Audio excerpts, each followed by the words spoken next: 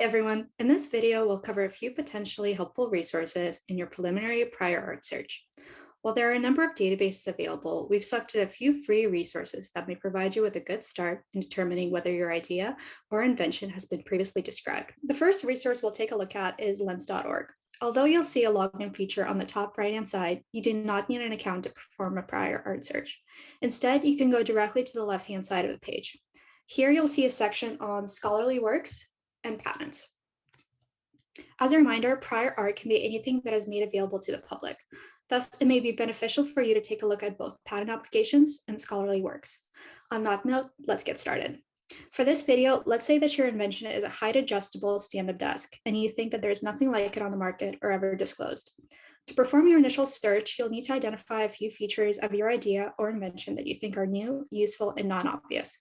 Once you have a few words or phrases in mind or written down, you can get started with your search.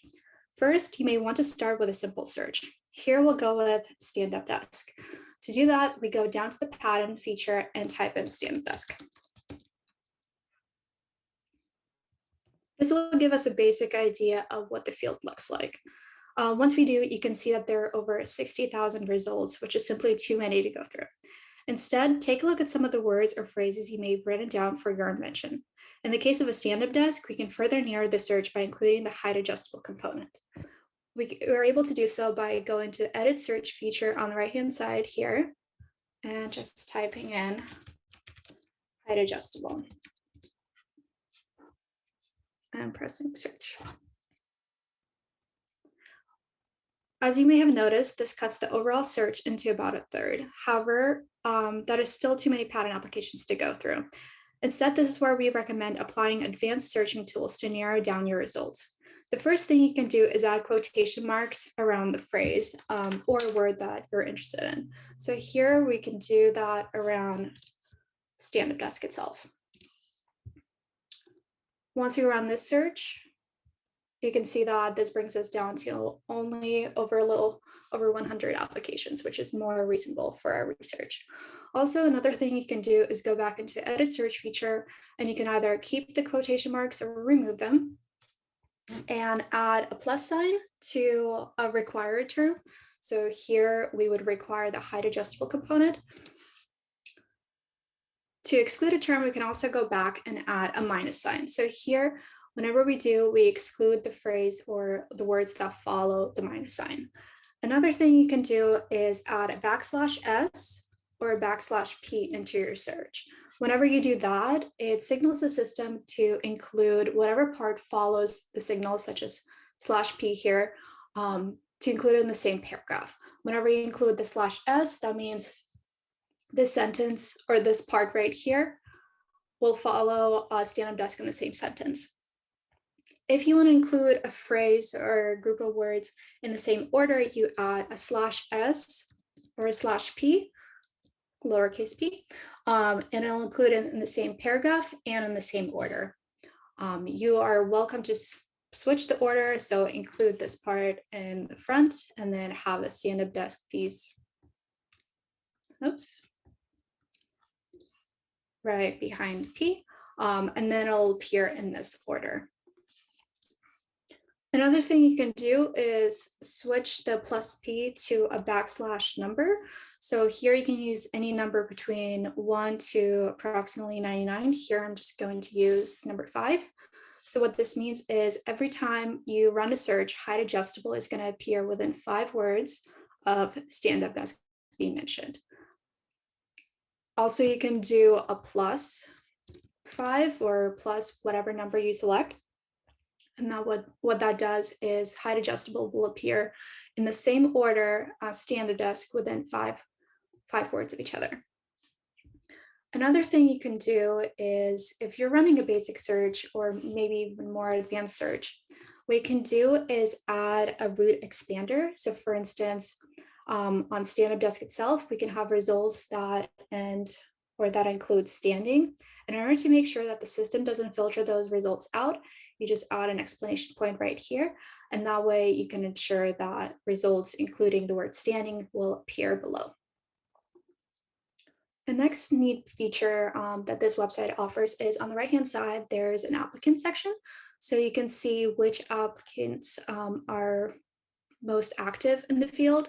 And then you can go down publication year and take a look at when it's been most active, different jurisdictions, inventors, documents type. Also, when you click the file itself, you can look at the PDF version of the full patent application. You can look at the works cited.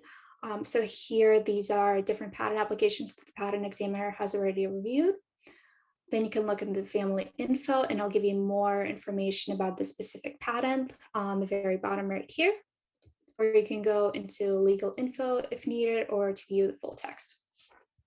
Then what we recommend you do is go back to the lens.org feature right here and run a similar search on scholarly works. So here you can start with something as simple as stand-up desk and then narrow your results down by either including additional terms or using some of the signals we mentioned. Further, if you're aware of another inventor or potential inventor in the field, you can go down to author and type their name in. Or if you think you know of another institution that is doing similar work, you can type that in. So here, for instance, I'll type in Dartmouth College. And all you do is just select this little box right here and then run the search.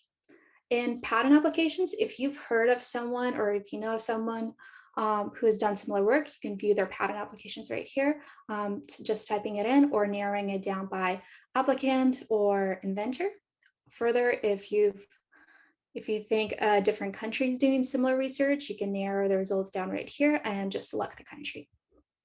With that, another helpful resource for doing international research is going to WIPO and going through the patent scope feature right here. So unlike lens.org website, this database can be pretty selective as far as search terms themselves. So here we can do something like stand-up desk, but instead of including \s/p or any of those symbols, the system prefers that you use and or and not to perform your search. It would be good to start with a term such as and then including your additional phrase. So here, when we run the search, we get 12 results, and then you can select into any of the patent applications. So these are all international applications. And you can view just general data about it, description, claims, drawings, and documents. And on this note, another resource that's available for international patent applications is espace.net. So this is from the European Patent Office, and you just go to the espace.net patent search feature, and that should take you to this page. Here you enter the search terms right above, and like wipo.com, here you can do stand-up desk and include connectors such as and or to run your search. Once you do, you'll see this page. So as you can tell, there's a lot of international patent applications in the European Patent Office that mention stand-up desk. So that's why it is important to include connectors or different signals to narrow your search down.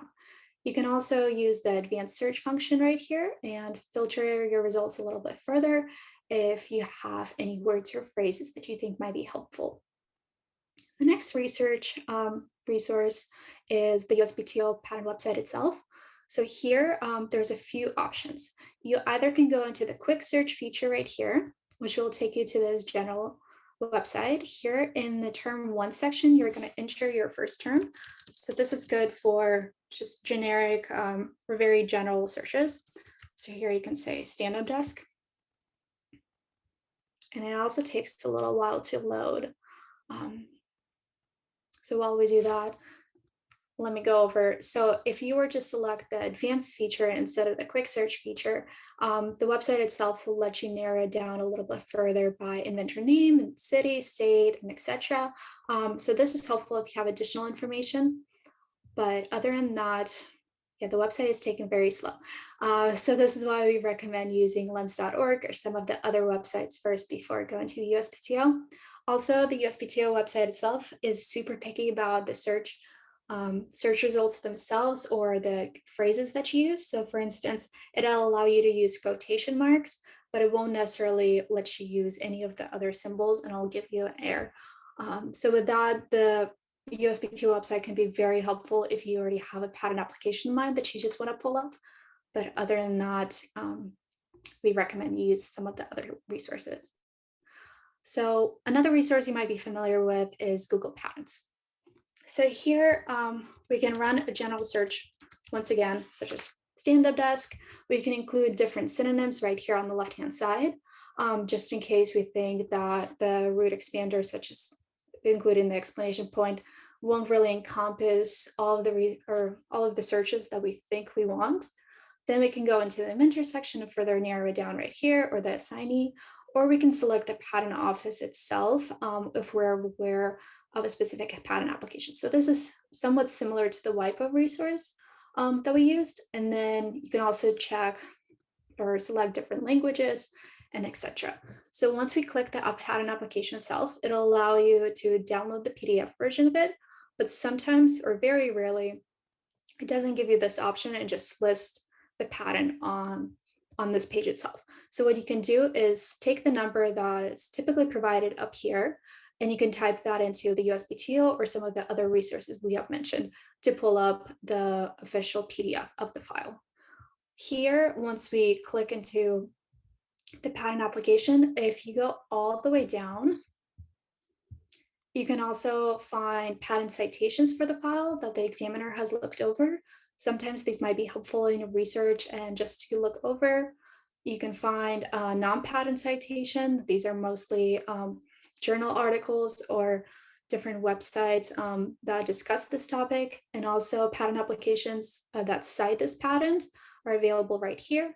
And then family citations are listed here, and then similar documents. Sometimes these can be very helpful as these are generated by Google Patents themselves, and they try finding other patent applications that are somewhat similar to the patent, whether by the search that you enter or by the inventor that you select.